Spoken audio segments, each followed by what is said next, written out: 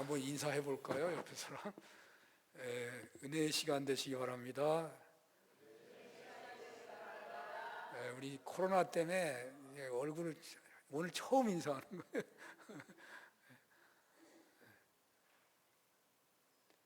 사람이란 죽음을 피할 수 없죠. 살아있다는 것은 죽는다는 것이 정해져 있다는 말하고 같거든요. 요즘 죽음에 대한 연구가 신문에 크게 막 나오더라고요. 죽는다는 것은 영원하지 않는다는 거다.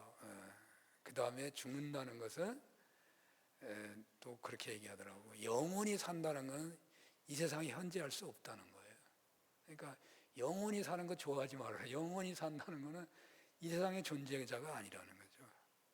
그래서 죽는다는 것도 축복이다. 우리가 이 세상에 있다는 거잖아요. 자, 우리가 살아가는 데 있어서 피할 수 없는 것이 죽음만이 아니라 어떤 고난이나 환난, 오늘 본문에 있어서 말씀을 드려요. 환난도 피할 수 없구나. 믿는다고 하더라도, 잘 믿는다고 하더라도.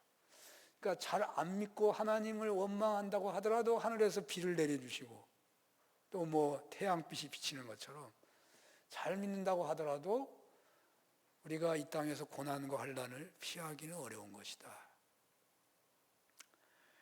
그래서 우리가 나는 미리 대비하고 살아야 되겠어. 환난이 나한테는 오지 않게 해달라고 그런 기도보다는 내가 무슨 이유인지 모르지만 여러 가지 복잡한 이유가 다 있거든요.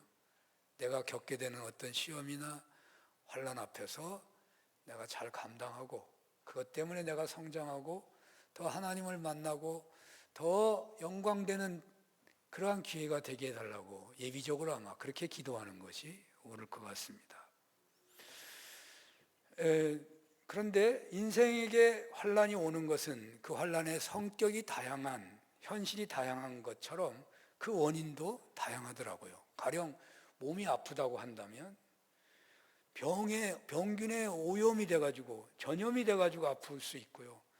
전염이 안 됐는데도, 그러니까 전염이 언제나 오는 건데 사실은 저항력이 없어가지고, 그러니까 코로나도 누구나 다 왔는데 어떤 사람은 막 어마어마하게 아프고 죽는 사람도 있고 막 그 병이 뭐 10년, 몇 년 동안 계속 아픈 사람도 있다더라고, 코로나가.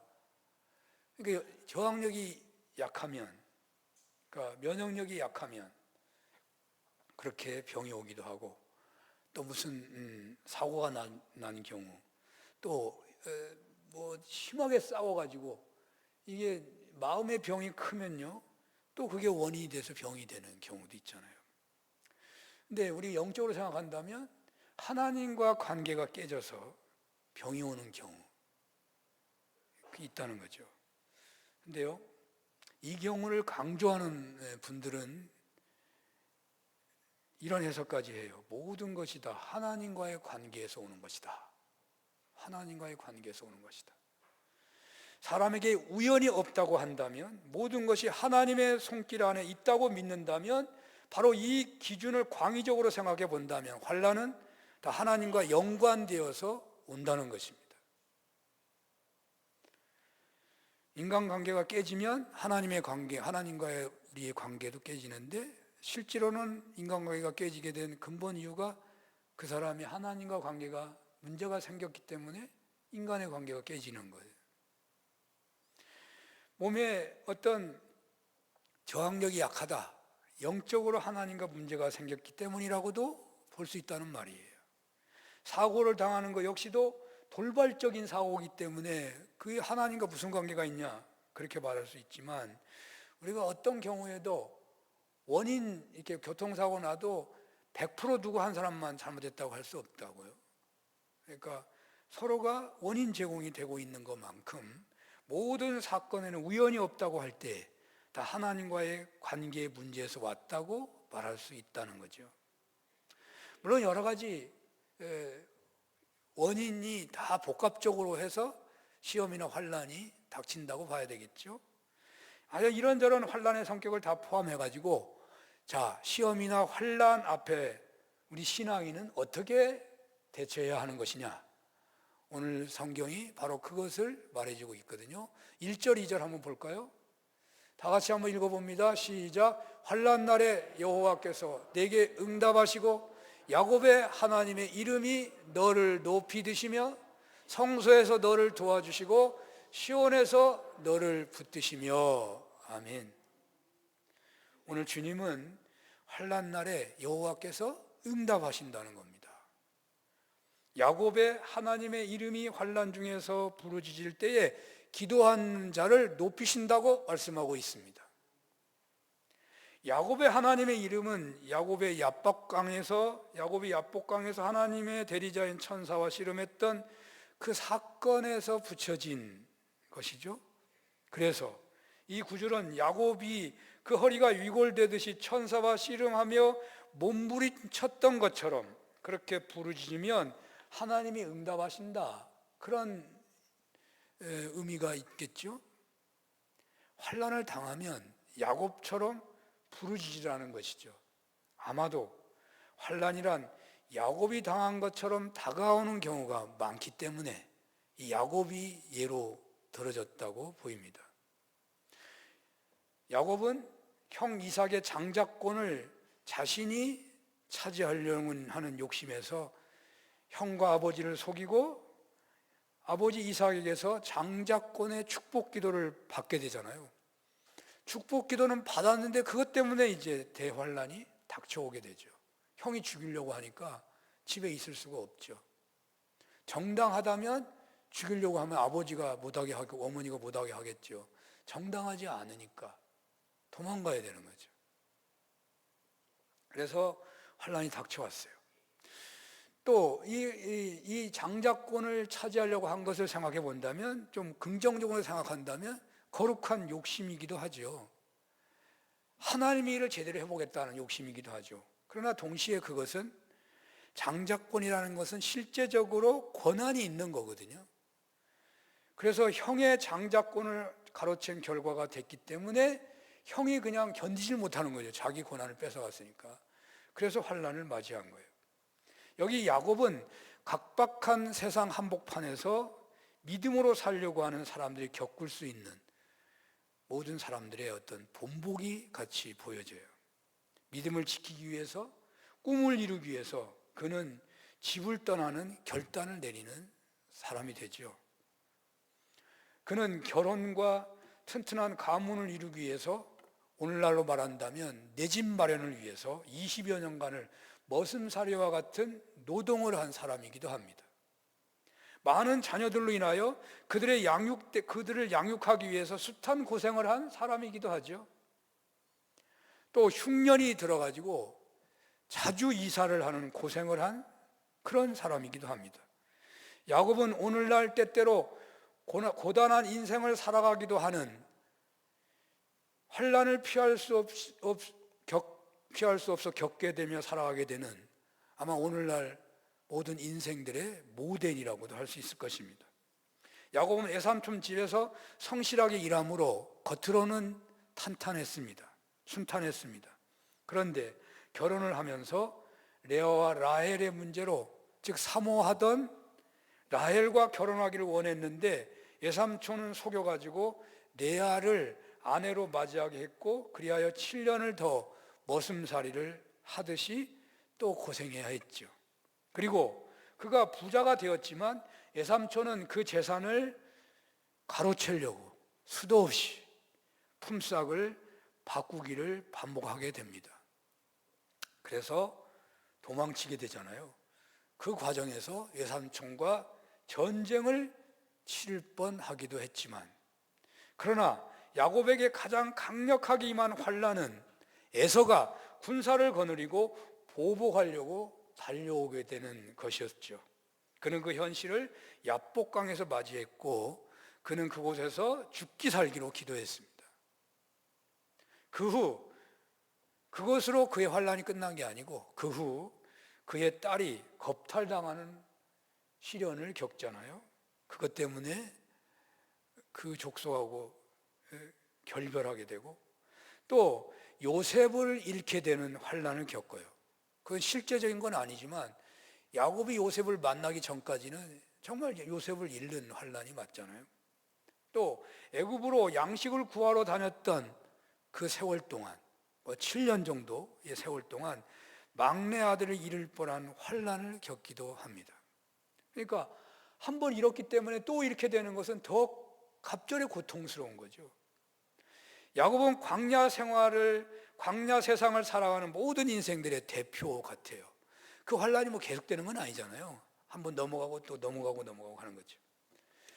그리고 그런 와중에서 하나님께 부르짖어 응답받으면서 파란만장하였지만 야곱은 믿음의 조상으로 승리하는 신앙인으로 살았다고 할 수 있는 거죠. 우리도 그렇습니다. 거룩한 욕심 때문에 혹은 야곱이 자녀들을 편애한 것 때문에 자녀 간의 문제 때문에 자녀로 인해서 환난을 당하는 것처럼 우리도 그런 물질의 욕심이나 혹은 자녀들을 편애하는 그런 것 때문에 또 야곱은 빨리 성산으로 갔어야 되거든요. 베델로 갔어야 되는데 가지 않고 세상 풍요에 안주하고서 살려고 했기 때문에 그런 일로 인해서 환난을 당한 것처럼 우리네도 이와 유사한 일로 환난을 겪는 것이라고 혹은 겪었다고 해야 하지 않겠습니까? 이 시간 주님은 야곱 같은 우리들에게 혹 환난이 있다면 야곱이 부르짖어 응답받은 것처럼 너희들도 부르짖으면 응답받을 것이라고 말씀하고 있는 것입니다. 야곱이 환난 중에 보여준 신앙인들의 모델이 되는 태도를 우리가 야곱에게서 배워야 되겠는데요. 그 야곱은 돌을 베개를 하고서 돌단을 쌓으면서 그러니까 돌베개 베고 돌단을 쌓으면서 그는 환난을 겪고 있는 거잖아요. 그러면서 그는 뭐라고 합니까? 앞으로의 일생 중에 하나님이 함께 해주신다면 내가 11조를 바치겠다고 서원하며 기도하고 있습니다. 또 종살이 머슴살이 하면서 버드나무, 살구나무, 신풍나무 껍질을 벗겨 양떼가 와서 먹는 개천에 세우면서 내가 어떻게 했든지 간에 거룩한 부자가 되어 하나님을 잘해보겠다 그런 취지로 그는 그런 것을 꿈꾸면서 그 자리에서 품삯을 자꾸 바꾸는 애삼춘의 그런 시도 때문에 겪는 환난에서 그는 그렇게 거룩한 하나님의 사람이 되기 부자가 되기를 꿈꾸면서 아마 기도했을 것이고 야복강에서는요 허리가 이골되기까지 응답을 구하며 씨름하고 하나님을 만나기까지 부르짖어 기도한 이것이 바로 우리들의 모델이 되겠다 그 말입니다. 혹 이 시간 여러분들 중에 야곱이 믿음의 조상의 대열에 서고자 했던 것처럼 여러분들을 통하여 여러분들의 가문을 믿음의 가문으로 세우시고자 그런 환난을 겪고 있거나 겪었던 분이 계실는지 모릅니다.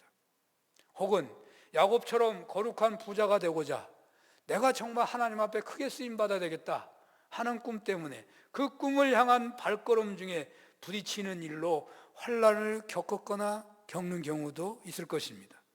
또 야곱이 에서의 보복 앞에 목숨을 걸고 기도해야 했던 것과 같은 원수 같은 이방 이웃의 방해나 공격과 같은 차원의 그런 환난을 겪었거나 혹은 겪고 있는 분이 있을 수도 있습니다. 돌을 베개 삼는 위험이나 고독과 싸운 중이라면 야곱처럼 서원하면서 기도해 보시길 바랍니다.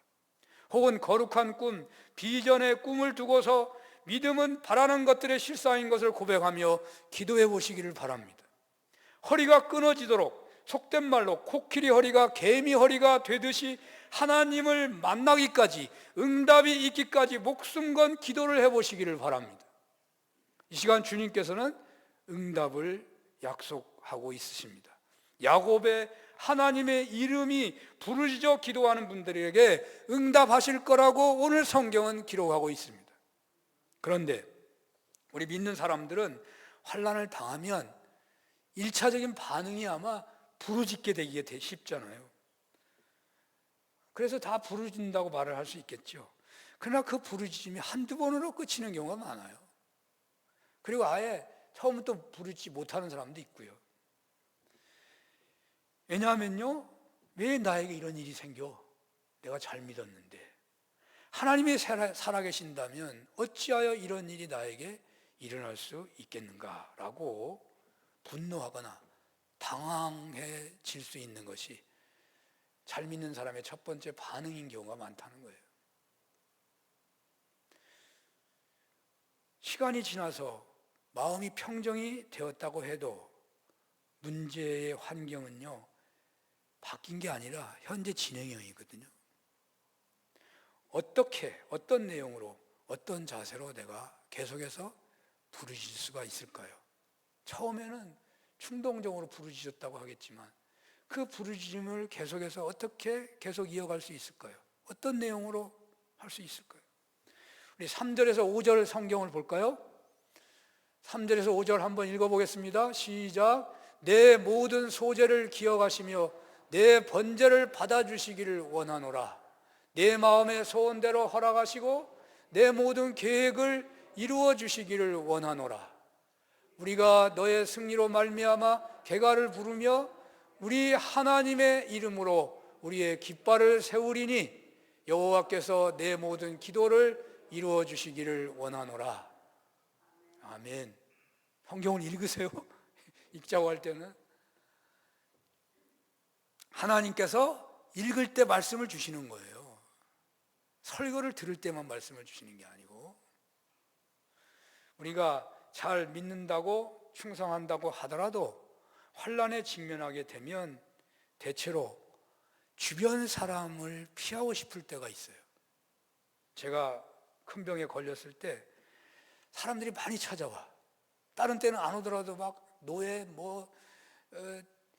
시찰에, 주변 교회, 또 아는 일가 친척들 많이 찾아오거든요. 근데 도대체가요, 사람을 보고 싶지가 않아요. 정말 사람 보고 싶지 않아요. 겪어본 사람만 알겠죠. 원치 않은 큰 환난을 당하게 되면요, 사람들은 아마도 다른 사람과 같이 있기를 싫어한다고요. 피하게 돼요. 이것이 깊어지면요, 신앙인이지만 교회도 피하고 싶은 거예요. 교회까지도. 그러나 이때에요, 감정을 따라가면 위험한 것입니다. 이게 감정인 거거든요. 다른 사람이 와서 기도해 준다는데 피하면 되겠어요? 감정에 따라가면 안 돼요. 오늘 주님은 바로 그것을 간파하셨는지 환난 중에 놓이게 되면 성전 중심의 삶을 살라, 그렇게 말씀하신 것으로 보여져요. 교회를 떠나지 말고 오히려 교회 중심의 삶을 살라고 말씀하고 있다니까요. 주님께서는 성소에서 도와주시겠다고 약속하고 있잖아요. 성소에서 너를 도와주시고 시온에서 너를 붙드시며 라고 말씀하고 있는 이 성경 구절을 꼭 기억하시길 바랍니다.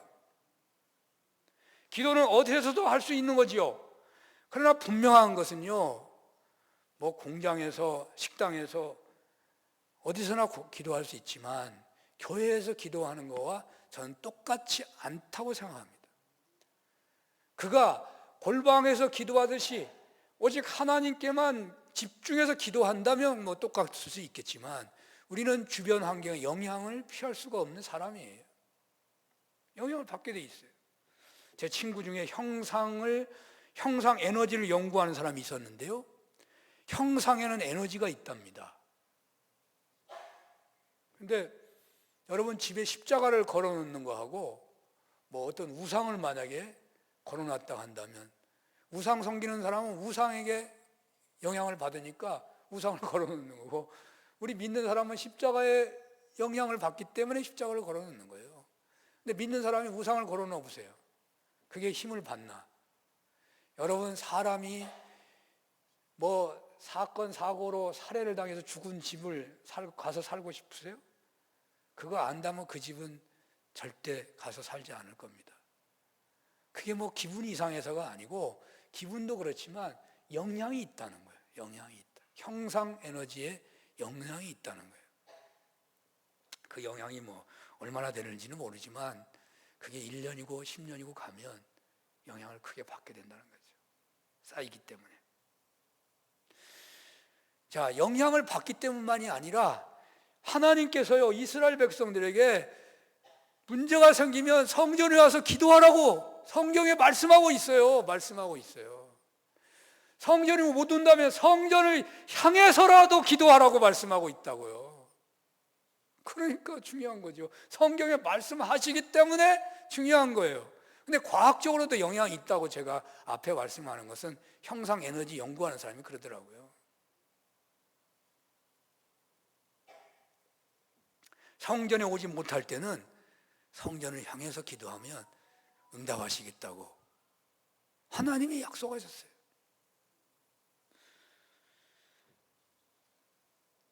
또 사람이요 대체로 혼자는요 계속하기가 어려워요. 여러분 운동하는 사람이 왜 돈 들여가면서 헬스클럽에 가냐고요? 운동기구가 있으니까 가고 전문가가 도와주니까 간다고 말하겠죠. 맞는 말이죠. 그러나 또 중요한 것은 든다면 혼자서 잘 안 되기 때문에 가는 거예요. 여러분 세계적인 마라톤 선수가 있다고 봅시다. 세계에서 제일 수영을 잘하는 사람이 있다고 합시다. 옆에 사람이 있으면 걸적거리니까 잘못하면 넘어질 수도 있고, 그러니까 나는 혼자서 세계 신기록 세울 거야.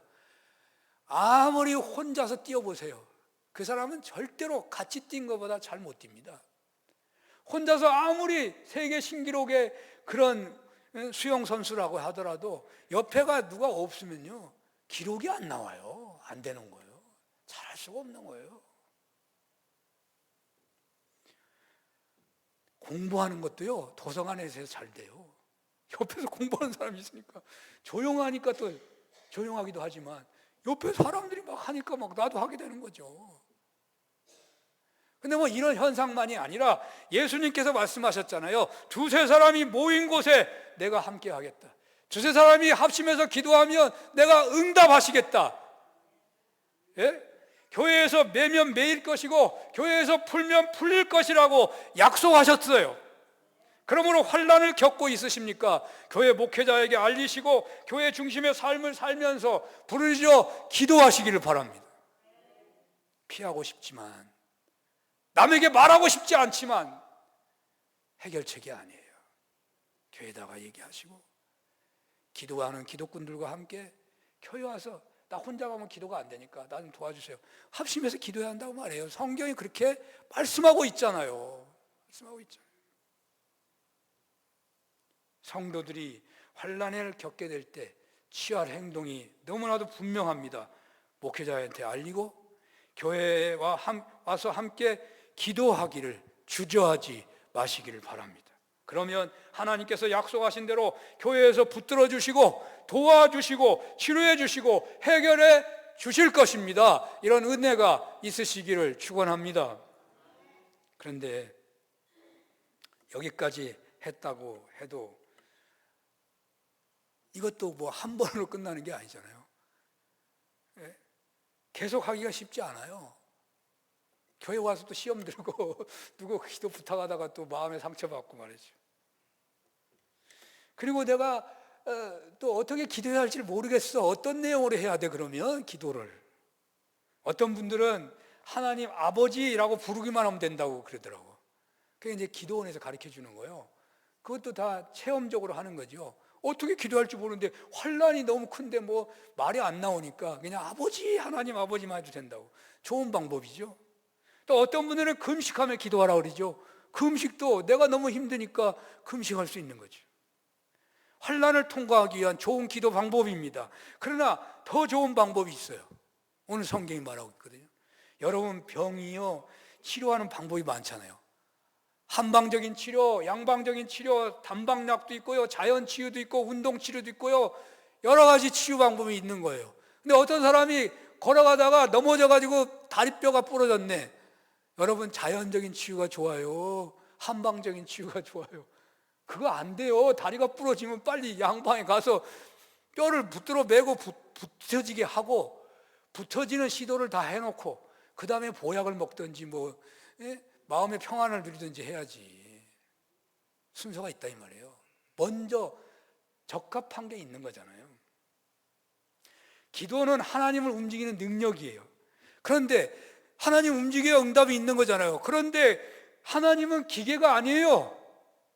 여러분, 그냥 돈을 넣으면 자판기에서 뭐 콜라 사이다가 나오는 듯이 하나님 내가 부르짖기만 하면 척척 뭐 대답이 나오는 기계가 아니에요. 하나님은 아무리 성경대로 기도했다고 해도 하나님이요 기계처럼 딱딱 응답하는 게 아니에요. 우리 하나님은 인격적인 하나님이라고 그러잖아요. 인격적인 하나님. 인격적인 하나님이 기뻐하시면서 그 내 부르짖음에 직접 속히 응답하시게 하는 그런 기도는 어떻게 하는 것인가? 오늘 성경에서 말씀하고 있다니까요. 오늘 본문에서 분명히 말하는데요, 소제를 드리며 번제를 드리라고 말하고 있어요. 놀랍죠? 오늘 성경에 나왔어요. 아까 읽었잖아요. 소제를 드리며 번제를 드리라는 거예요.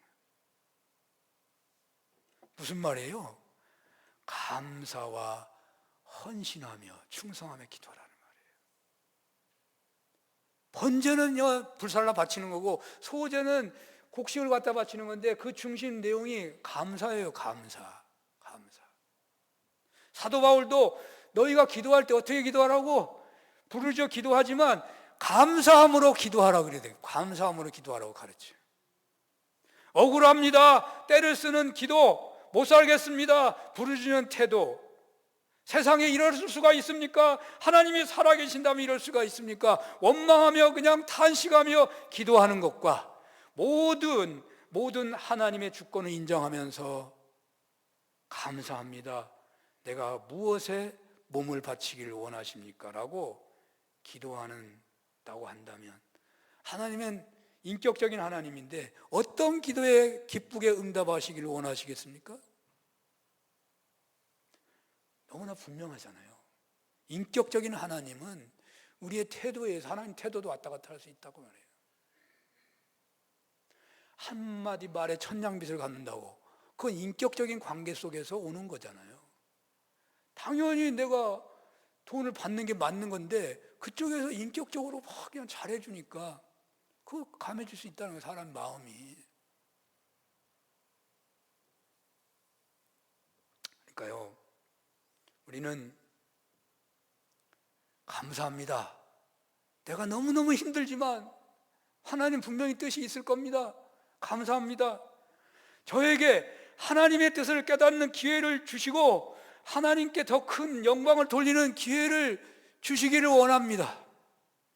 제가 온 몸을 하나님께 드리겠습니다. 뭐 이런 식으로 기도하는 거예요. 내가 무엇을 위해서 몸을 바치겠습니다. 어찌 하나님이 역사하시지 않을 수 있겠습니까? 소제와 번제를 드리는 정성으로 기도하시기를 바랍니다.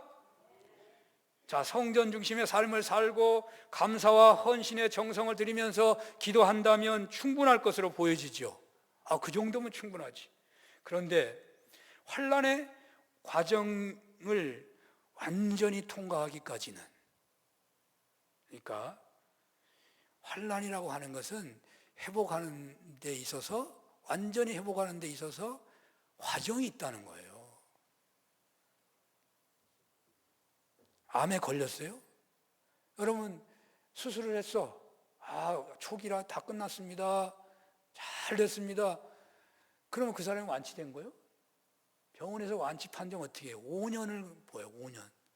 5년 동안 재발을 안 하면 완치했다고 그렇게 말하는 거잖아요. 암 치료도 그러는데 환난이 완전히 해결되는데 내가 기도해서 응답 받았어. 확신이 들어요. 끝난 거예요? 안 끝난 거예요. 안 끝난 거예요. 암 치료 5년 걸린 것처럼 그 과정이 있다 이 말이에요. 과정. 그래서 오늘 이 과정에 대한 말씀, 4절 이하의 말씀 우리가 주의 있게 봐야 돼요. 왜냐하면요, 여러분 치료 받는 것보다 과정이 더 중요한 경우가 많아요. 과정이.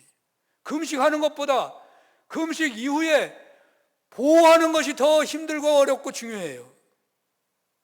4절에 한번 볼까요? 4절. 내 마음의 소원대로 허락하시고 내 모든 계획을 이루어 주시기를 원하노라. 왜 내가 이 불치병에서, 내가 이 환난에서 살아가야 하는 것인가? 왜 내가 이 지긋지긋한 이 문제 앞에서 해결함을 봐야 하는 것인가? 이 물음에 대한 확실한 대답을 할 수가 있다면 분명 그의 기도는요, 능력이 있는 거예요. 능력이 있는 거예요. 히스기야가 죽을 봉에 걸렸다가 15년 동안 생명 연장을 받았는데 그것은 그에게 분명한 사명이 있었기 때문입니다. 하나님께서는 사명이 있는 사람에게 그 생명 연장을 시켜주신다고요. 왜? 그걸 감당해야 되니까. 그런데 문제는 사명이 있다가 없다가 하는 것이 문제예요. 환난을 당하면 실패하거나 무너지는 사람들은요, 많은 경우에 그 환난과 그 환난의 공포 때문에 지금까지 내가 하고 있는 사명이라고 생각하는 그 일조차도 포기해버리는 경우가 많아요. 그러면 그 사람은 실패자가 되는 거예요.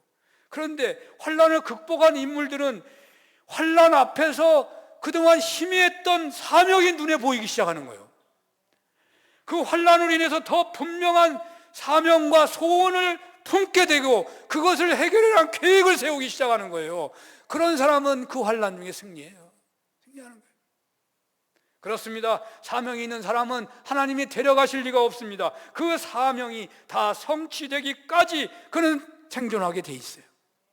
소원이 있는 분들은 환난 앞에 주저앉지 마시고 반드시 소원이 이루어질 수 있도록 그 환난을 헤쳐가게 된다고 그 소원을 찾아보라는 거예요. 환난 앞에서. 그러므로 환난 중에 기도하면서도 언제나 우리의 눈은 하나님이 주신 우리에게 있는 그 소원을 바라보라는 것입니다. 목표를 바라보라는 것입니다. 그리하여 왜 살아야 하는지에 대한 답을 가지라는 말이에요. 왜 살아야 하는지, 왜 이 문제가 해결돼야 하는지 답이 있어야 한다는 말이에요. 물론 그 소원이 거창할 필요 없습니다. 거창병에 걸리면 문제가 돼요. 어떤 분이 지난 토요일날 신문에 국민인보에 거창병에 걸려서 자기는 인생을 망쳤다고 글을 썼더라고. 옛날에 우리 뭐 다 그런 거 영어에서 뭐 be ambitious인가 야망을 품어라 뭐 이런 얘기 많이 하니까 그 거창병에 걸려가지고 학교 다닐 때도 제대로 학교 생활도 행복을 누리지 못하고 살았다고 하더라고요. 그러니까 여러분 소원을 가져야 된다니까 뭐 거창한 거 가져야 된다고 생각하지 마세요. 소박하게 우리 아들, 우리 딸 예수 믿게 하고 내가 죽어야 됩니다. 그 정도면요 위대한 소원이에요. 왜? 한 영혼이 천하보다 귀하잖아요. 한 영혼이. 가정이 살아야 교회가 살고 나라가 사는 겁니다. 가정이 무너지면 교회도 무너지고 나라도 무너지는 것입니다. 우리 아이 대학 졸업할 때까지라도 내가 살아야 합니다. 우리 딸 결혼할 때까지라도 내가 살아야 합니다. 좋은 꿈이에요. 좋은 소원이에요.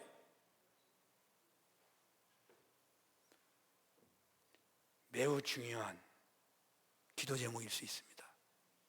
환난 중에 기도하고 계십니까? 하나님께서 주신 소원을 붙잡으시기를 바랍니다. 그리고 그 소원을 이루기 위한 계획을 세우시고 그것의 성취를 위해 기도해 보시기를 바랍니다. 환난에 대한 응답이 그 응답을 통하여 이루어져야 할 분명한 목표가 있으면 그 환난 극복을 위한 기도는 더욱 강렬해지게 되고 주님께서는 더 응답하시기가 쉽지 않겠냐고요. 이런 기도 대열에 서시는 은혜가 있으시기를 축원합니다. 자, 여기까지면 끝날 만한데요. 이 성경이 또 내용이 자꾸 있어요.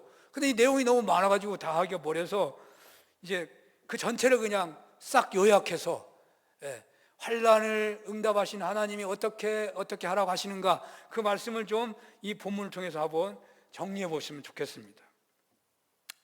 성전 중심의 삶을 살며 감사와 헌신으로 소원을 바라보며 기도하신다면 충분하겠죠? 우리의 기도는 응답의 완성이 있기까지. 그런데 언제나 과정이 있다는 거예요. 과정이. 어떤 분들은 하나님의 응답이 뭐 전기 스위치 올리면 불이 탁 켜지는 것처럼 그렇게 응답한다고 생각할지 모르지만 응답은 그렇지만요, 회복되고 완전히 성취되기까지는 과정이 있다니까요. 허리 수술을 받았습니다. 수술한 순간에 의사가 다 끝났습니다. 이제 완전합니다. 그러면 그 다음날 걸어 다녀요? 못 걸어 다녀요. 물리치료해야 되고 여러 달을 지내야 돼요. 기도를 통하여 환난의 현실이 해결되는 응답이 되었다고 해도 그 순간에 즉각적으로 모든 환난이 완전히 해결되는 방식으로 진행되지 않는다는 거예요. 과정을 하나님은 언제나 허락하셔요. 치료의 과정을 보면서 수술이 제일 중요한 치료이지만 확실히 회복되기까지 약을 먹고 물리치료하면서 조심하는 것 역시 똑같이 치료 과정이고 중요하다고 할 수 있어요. 만약에 조심하지 않으면 바로 치료되었기 때문에 약한 부분이요 다시 부러질 수 있는 거예요.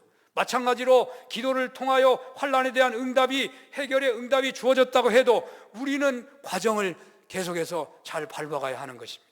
예를 들어 어떤 유력자가 너에게 필요한 돈을 가져다 줄 것이다 라고 부도 가운데서 응답을 받았다고 한다면 그 사람은 그냥 기다리면 누가 돈을 갖다 주는 게 아니다 그 말이에요.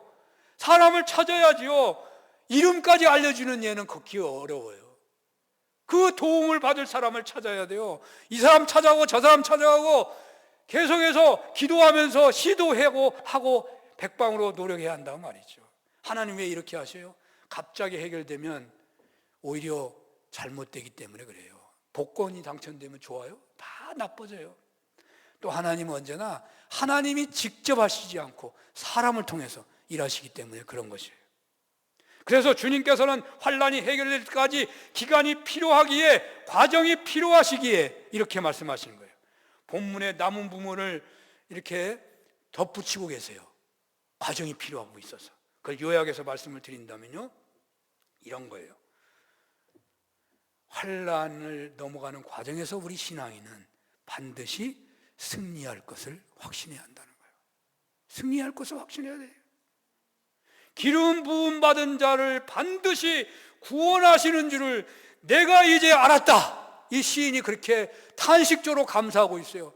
세상에 이 대환난을 겪었는데 하나님 알고 보니까 기름 부은 자를 반드시 구원하시는 것을 내가 이제 알았다.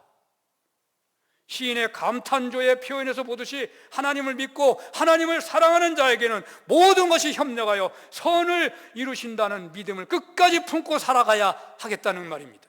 또 하나의 과정은요, 그 문제가 해결되는 과정에서 누가 돈을 갖다 줄 수도 있고 그 유명한 의사를 만날 수도 있고 어떤 전문가를 만날, 물론 과정이 다 있잖아요. 그 과정을 겪겠지만은 그 과정을 다 끝나고 회복되는 과정에서 하나님은 뭐라고 말해요? 어떤 병거나 말을 의지하지 말라. 세상의 힘을 의지하지 말아요.